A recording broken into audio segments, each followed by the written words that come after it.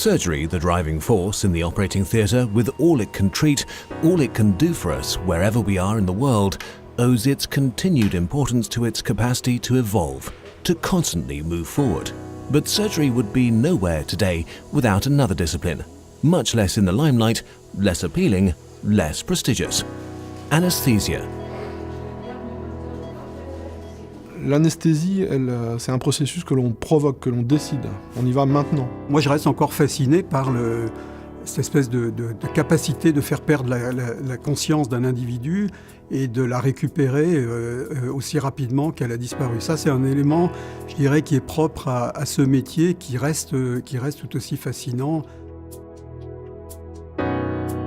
Troublant, on va dire. Ouais, assez troublé par l'effet on-off de ce qu'on donne aux patients et des effets évidents, immédiats.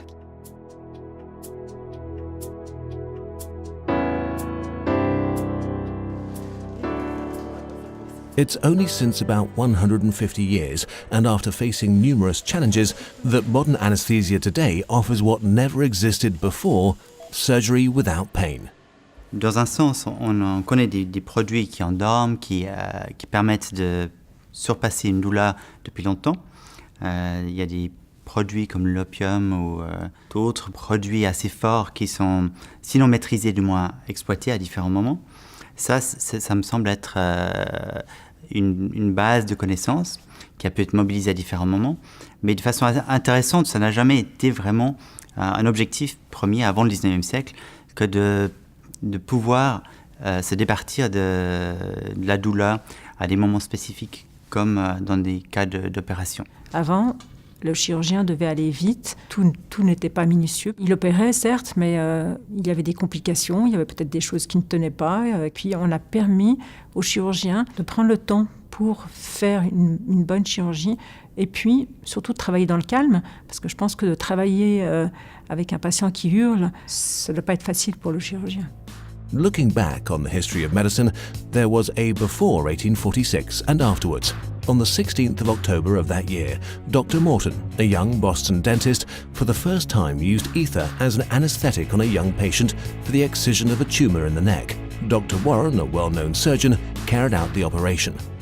Les chirurgiens se sont dit, il faut qu'on trouve des moyens pour permettre notre acte. Donc ce sont vraiment les chirurgiens qui ont, au départ, initié cette recherche de suppression, finalement, de la conscience et de la douleur. Et donc la première démonstration d'anesthésie a été faite par un dentiste de Boston qui s'appelait Morton, pour un chirurgien qui opérait une tumeur du cou devant un auditoire. After a promising start, anesthesia certainly offered new perspectives, but it was not without risk. Accidents happened, even with minor surgery. C'était une activité très à risque, il y a eu des accidents retentissants. Ça reste un peu dans le conscient, on va dire, collectif. Les patients sont souvent presque plus anxieux de l'acte anesthésique que de l'acte thérapeutique, chirurgical. On recueille encore aujourd'hui, finalement, une part de l'histoire. In 1856, Geneva opened its first cantonal hospital. It took 3 years to build, offered 320 beds, and was equipped with an operating theatre. Geneva intended to provide proper care for its population, but also sought to be recognized as a centre for medical research, with an aura extending to Europe and throughout the world. Le fait d'être à Genève, je pense que c'est plutôt à l'origine, le prestige genevois. Les Genevois se voient comme des scientifiques, des chercheurs depuis le XVIIe siècle. Il y a toute une tradition qui est à la base en marge de la faculté, de l'université elle-même. L'Académie était plutôt une école pour former des théologiens jusqu'au XIXe siècle. Et l'université et la faculté de médecine ont repris un peu cette idée de prestige qu'on vend très bien lorsqu'on crée la faculté. On va convaincre des parlementaires de voter des budgets, notamment en s'appuyant sur le fait que Genève est un lieu de prestige. Le Genevois est plutôt un intellectuel, un chercheur, et donc il faut des moyens pour que Genève réalise ses propres ambitions. The new building at the Geneva University Hospital has recently been named after Gustave Juillard, the Geneva surgeon. The ultra-modern building offers more beds and is equipped with all the latest technologies. Gustave Juillard was one of the fathers of the Geneva Faculty of Medicine, founded back in 1876. Gustave Juillard, c'est une figure assez ambiguë au vu de l'histoire de la médecine à Genève, dans la mesure où c'est un pionnier, c'est quelqu'un qui a été formé à Paris, qui est revenu avec l'idée qu'il pourrait faire quelque chose à Genève, mais paradoxalement, le modèle qu'il met en place à Genève, c'est pas un modèle parisien, c'est un modèle allemand, parce qu'il va essayer de vendre l'idée qu'on peut faire une université dans une ville de petite taille. Donc, il vient à Genève et il a plutôt la conviction, c'est ce qu'il va vendre, qu'à Genève, il y aura assez de cadavres pour faire des anatomies et donc enseigner l'anatomie aux étudiants. Et c'est ça le message qu'il porte avec lui, avec des alliances qu'il aura du point de vue des radicaux, qui vont lui permettre de lancer vraiment un programme qui sera de transformer l'Académie de Genève en université. Gustave Juillard was particularly interested in anesthesia and the future it offered. He developed the technique for using ether, which was more secure than chloroform, and invented a mask that can still be found today in the literature on the history of anesthesia. On a eu donc un chirurgien, le professeur Juillard, qui a fondé la faculté de médecine, qui s'est formé à Paris et qui a appris à anesthésier avec le chloroforme, parce qu'à l'époque, on avait trouvé l'éther et on avait trouvé le chloroforme. Donc lui, l'école parisienne, c'était le chloroforme. Et finalement, comme il a vu que le chloroforme avait des complications, il y avait des syncopes mortelles, il s'est intéressé à un autre gaz qui était l'éther, et il a développé de façon sûre l'anesthésie à l'éther. Il a même inventé un masque qu'on appelle le masque de Juillard, qu'on trouve dans les livres d'histoire d'anesthésie. Donc voilà, ça c'est la contribution de ce professeur à l'anesthésie genevoise. Administering a general anesthetic entailed elements of risk and danger to the patient. Gustave Juillard held the view that anesthetics should be administered by an experienced person whose job it was to do that and only that. It was the beginning of the end for mixing the different areas of competence, something obvious to us today, but which took time to become accepted. Je pense qu'au départ, il y avait quand même peu de médicaments. L'anesthésie, ça restait quand même assez simple. C'est essentiellement l'anesthésie à l'éther. Je pense qu'au début, l'anesthésie était un peu... même si ça a été une invention très importante et qui a permis l'essor de la chirurgie, ça n'intéressait pas beaucoup. Elle a été dévolue aux chirurgiens, mais les chirurgiens ne s'y intéressaient pas beaucoup. Et ils la laissaient faire aux derniers venus, ou certaines infirmières qu'on appelait les narcotiseurs. Mais ce n'était pas leur priorité. Prior to the Second World War, considerable progress was made. New masks, new anesthesia delivery systems, new ways for securing the airways, such as endotracheal intubation, positive airway pressure ventilation, and the development of more reliable hypnotic drugs to be either inhaled or administered intravenously. 100 years later, anesthesia took a new step forward with the introduction of muscle relaxants. Harold Griffith was the first to use curare for medicinal purposes in 1942. Curare are nowadays integral to modern anesthesia. Les grands conflits mondiaux, les guerres, avec toutes les blessures qui les accompagnent, ont généré en tout cas un développement de l'anesthésie. Alors sur le développement de la spécialité de l'anesthésie, ça a été alors incontestable, c'est l'après-guerre, simplement parce que le développement des produits nouveaux comme le Pentotal, les curares, sans une surveillance, sans une médicalisation et une compréhension de l'effet de ces produits, a généré la naissance de l'anesthésie. Ça, je crois que ça, c'est incontestable. Progress in anesthesia marked time in continental Europe, while in the Anglo-Saxon countries it had become a medical speciality in its own right. Professor Albert Jenser, head of surgery at the Geneva Cantonal Hospital, and his teams carried out almost 1,500 operations per year, but with an incidence of mortality exceeding 8%. C'est vrai que c'est le professeur Yenser qui a été aux États-Unis, qui a ramené toutes ses connaissances et qui finalement s'est rendu compte que lui ne pouvait pas assurer toute la charge de l'anesthésie et qui a voulu médicaliser l'anesthésie. À partir de 1948, c'est là qu'il y a eu plusieurs débats au niveau de la direction de l'hôpital, engendrés par un chirurgien qui s'appelait Yenser, et qui a essayé de convaincre les gens qu'il fallait que l'anesthésie se médicalise et qu'il fallait que des gens soient formés qu'à ça et puissent développer cette branche. Il avait été en 1948 aux États-Unis, il avait été frappé à quel point ce domaine était avancé et n'était pas dans les mains d'infirmiers, mais était entre les mains de médecins. Et c'est lui qui a essayé de convaincre la direction d'envoyer des gens se former ou faire venir des spécialistes anesthésistes anglo-saxons. Et ensuite, une fois que ça a été fait, eh bien, il fallait trouver une personne, un médecin, c'est un chirurgien, d'accord de continuer et de fonder un service d'anesthésie. Ce qui nous a frappé lors de nos recherches, c'était ces deux personnes. C'était donc le professeur Yenser, un chirurgien qui a vraiment poussé à ça, et puis le premier médecin anesthésiste qui était le docteur Junot, Marcel Junot, qui a été le premier chirurgien qui après plusieurs discussions, a fondé le service d'anesthésie à Genève. Il a été le premier chef de service de la division d'anesthésiologie de l'hôpital cantonal. Suite au plaidoyer de Yenser face à la direction des hôpitaux, il a été d'accord d'être nommé chef de service. C'était un médecin qui travaillait beaucoup avec la Croix-Rouge, qui a fait beaucoup d'humanitaire et qui avait choisi sa spécialisation d'anesthésiste un petit peu par dépit. Il était chirurgien à la base et puis finalement il a dû se faire opérer au niveau des jambes, ce qui lui empêchait de pratiquer sa profession de chirurgie debout toute la journée. Et donc il avait opté pour l'anesthésie dans ce contexte-là, pour une impotence fonctionnelle.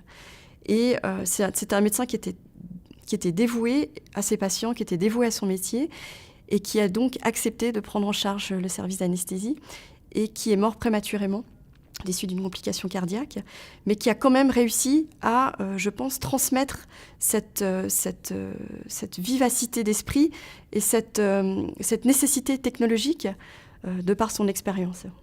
Le docteur Junot a créé un département d'anesthésie. Je suis entrée dans ce département grâce à la revue jaune, c'est-à-dire la revue des médecins, où il avait mis un article demandant des internes pour la création de ce service d'anesthésie. Et c'est comme ça que je suis entrée à l'hôpital. Donc comme apprentie complète, parce que j'avais jamais fait d'anesthésie. Et au fond, j'ai commencé avec lui. C'est lui qui m'a enseigné. Alors, ce qui m'a beaucoup manqué, c'était les documents. C'est-à-dire qu'à l'époque, il n'y avait pas vraiment... Oui, j'ai eu 1 ou 2 livres, mais enfin, c'était vraiment pas très... ça ne permettait pas de se former, disons. Donc, je me suis beaucoup formée en salle d'opération.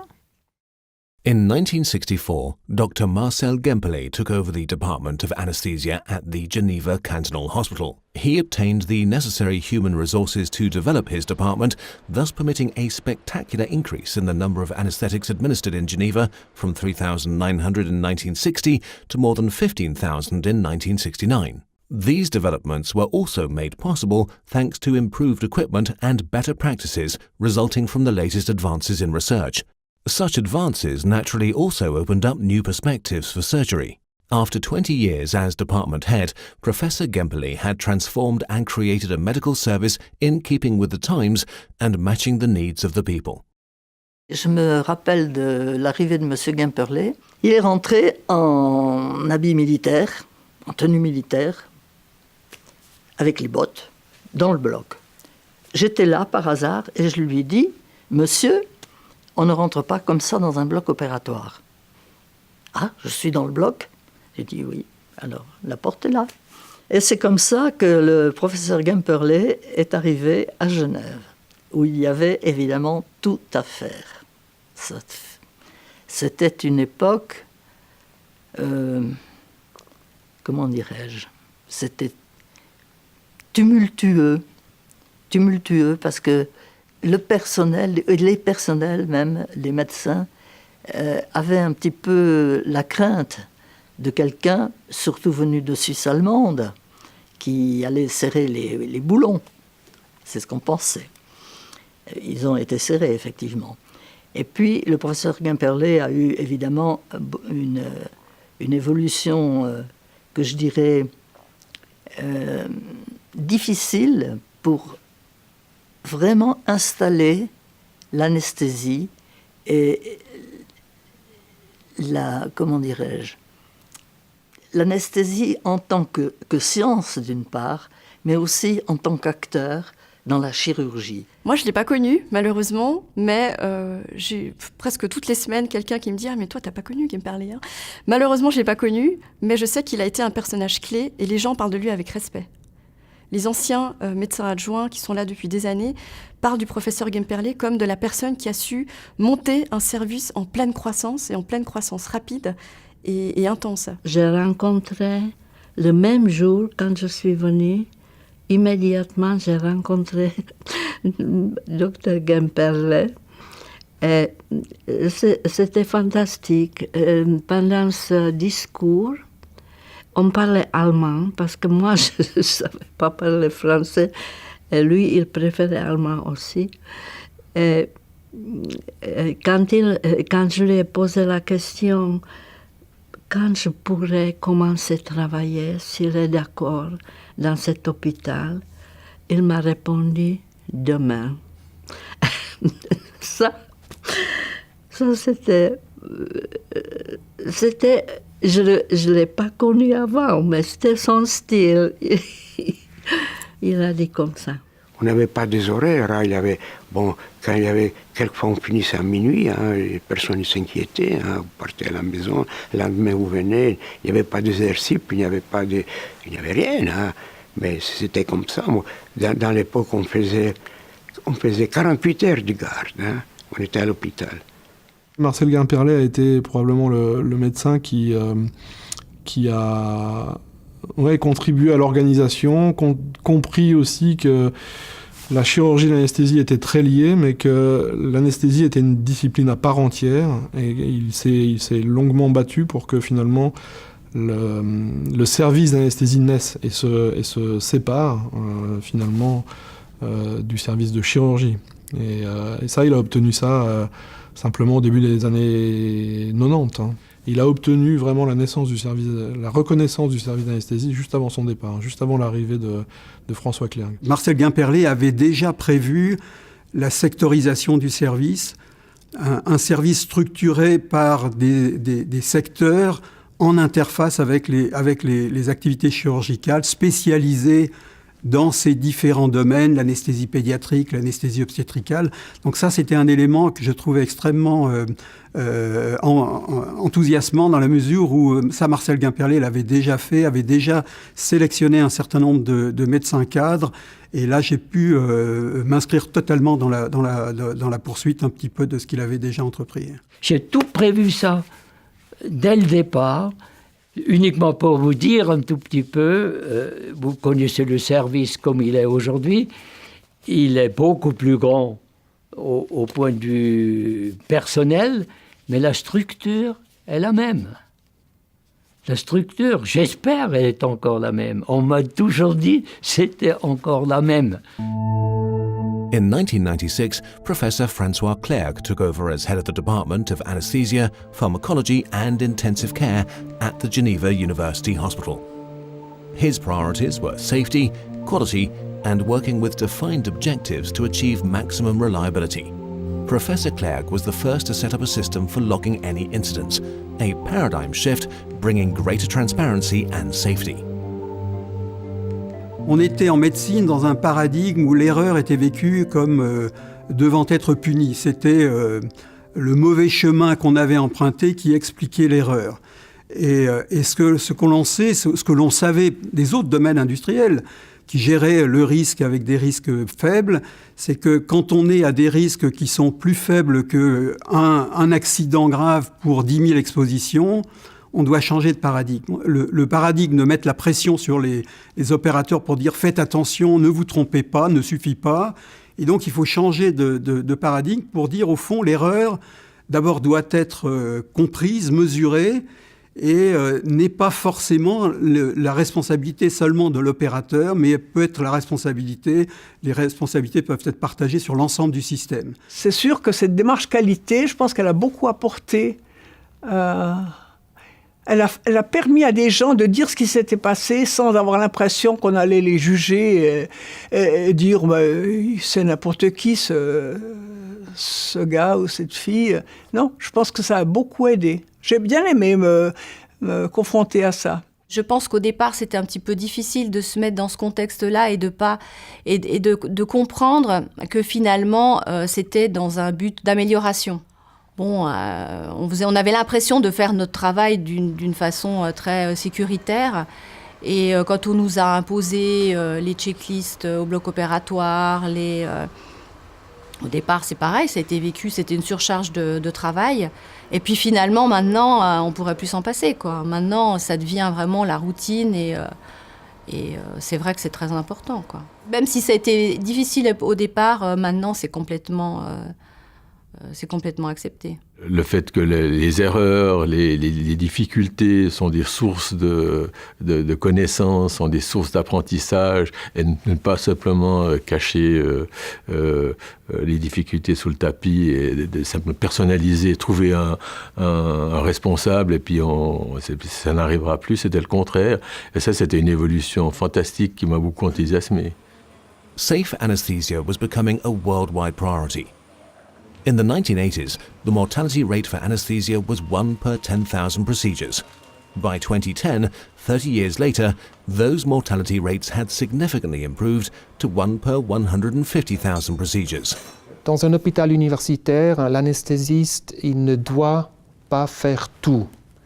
Il ne peut pas s'occuper des grandes opérations du cœur et le lendemain endormir un petit bébé. Ça devient dangereux. C'est comme le chirurgien. Le chirurgien il est aussi spécialisé. Le chirurgien viscéral, il ne fait pas de temps en temps un peu de l'orthopédie pour s'amuser.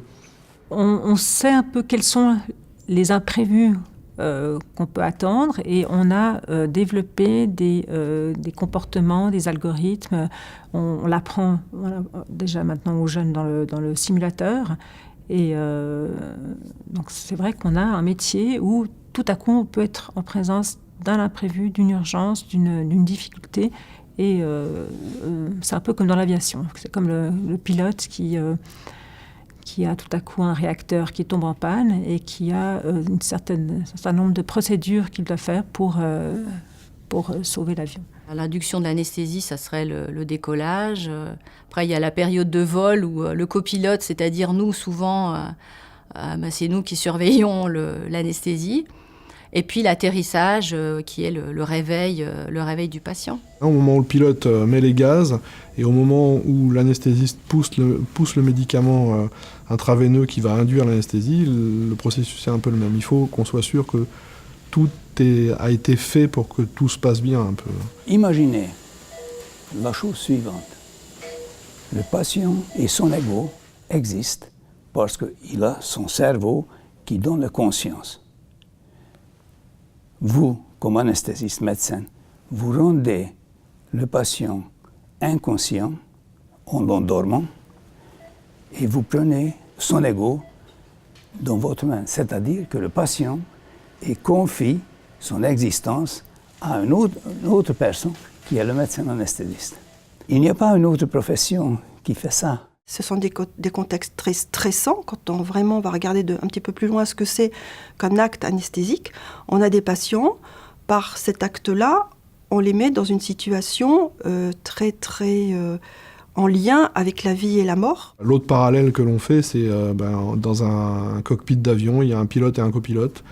Et pour l'anesthésie, il y a le médecin et l'infirmier anesthésiste. Donc c'est en gros le pilote et le copilote aussi de l'anesthésie. C'est un couple qui fonctionne, mais ce fonctionnement n'est pas automatique. Ça se travaille. Et on grandit ensemble. On trouve ça, par exemple, chez les obstétriciens et les sages-femmes. c'est un peu similaire. Aux soins intensifs, c'est aussi un peu similaire avec les médecins et les infirmières spécialisées aux soins intensifs. Et chez nous, ce couple, ce binôme est très fort. Et ça fonctionne, si ça fonctionne bien, c'est excellent. Mais ça se travaille.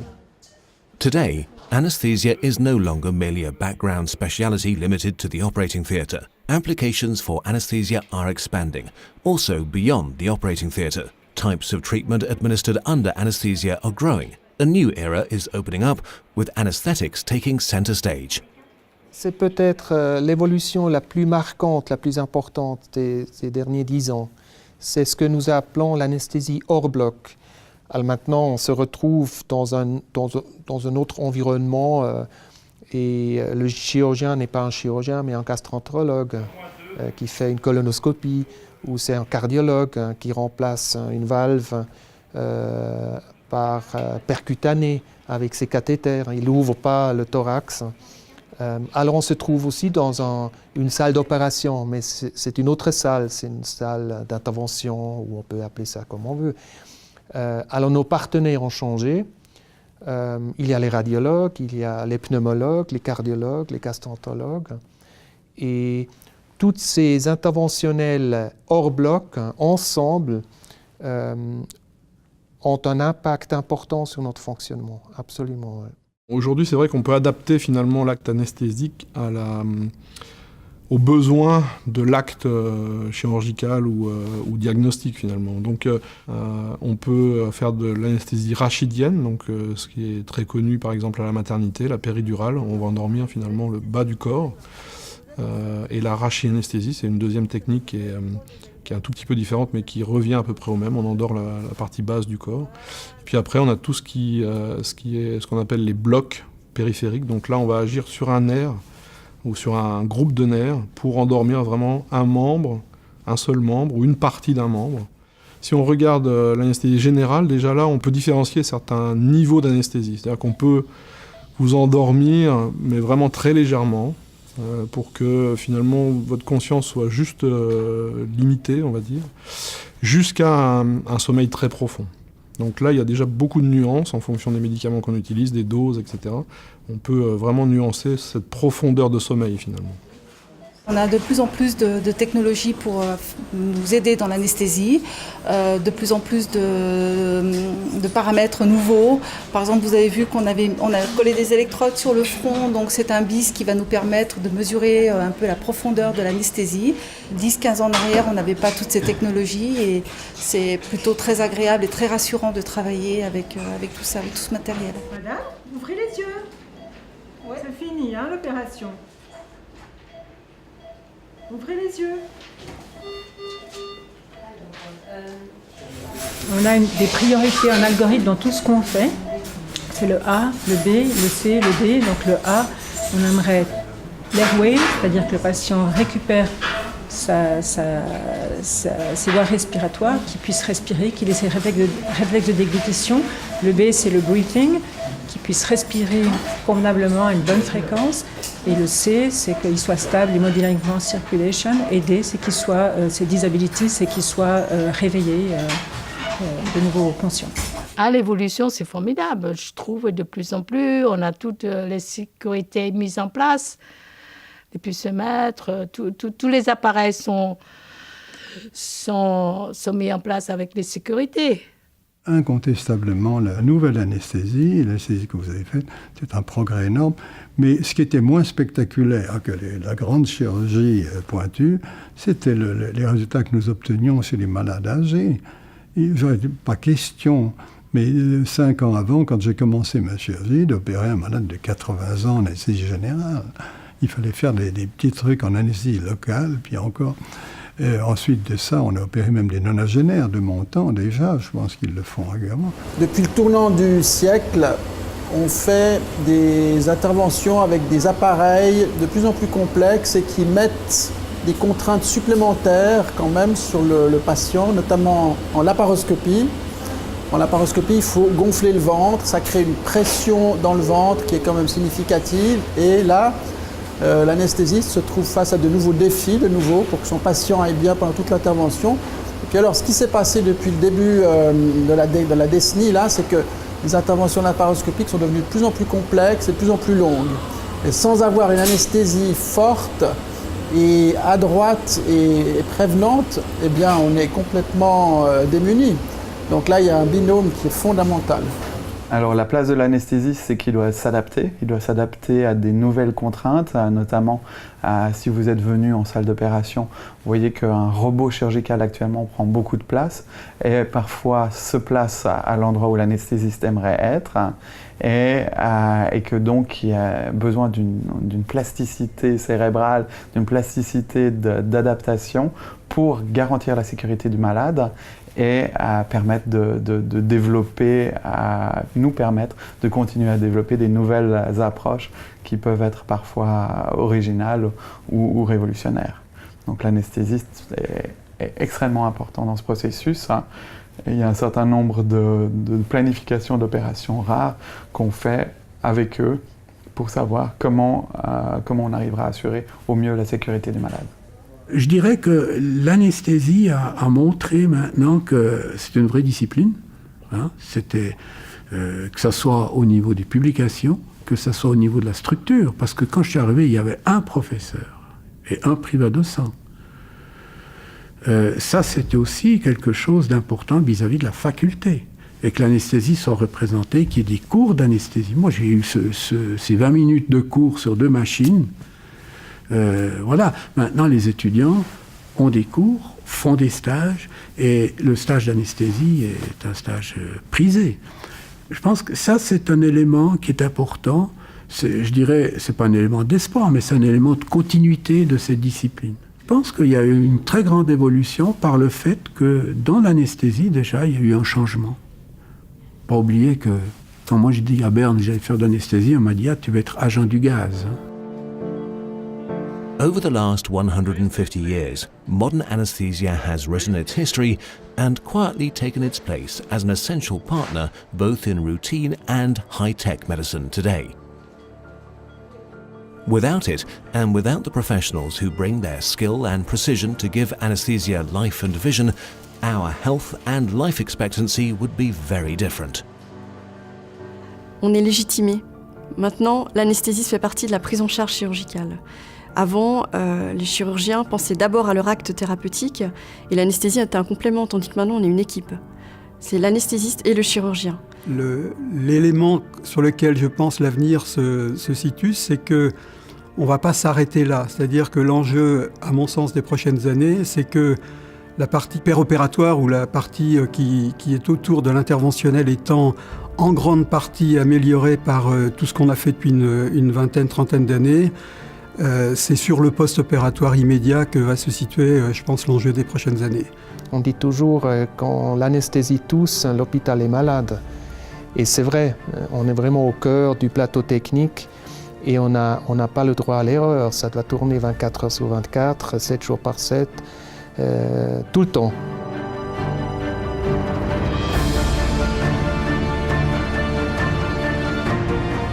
Les peurs qui demeurent, en fait, c'est de ne pas s'endormir, de se réveiller au mauvais moment, voilà, et de ne pas se réveiller. Alors je pense que la clé de voûte de notre métier, même si on est des anesthésistes et qu'on travaille avec des gens qui dorment, c'est la communication. Je pense que c'est court, mais il y a une vraie relation de confiance aussi, du coup, qui se joue, même si elle n'est pas dite dans le regard. Quand on lui parle, et ouais, ok, bon, je vous fais confiance, on y va, allez, c'est parti. Et nous, on s'inscrit finalement dans une espèce de lignée, quoi. Et maintenant, c'est à nous de transmettre aussi aux jeunes générations.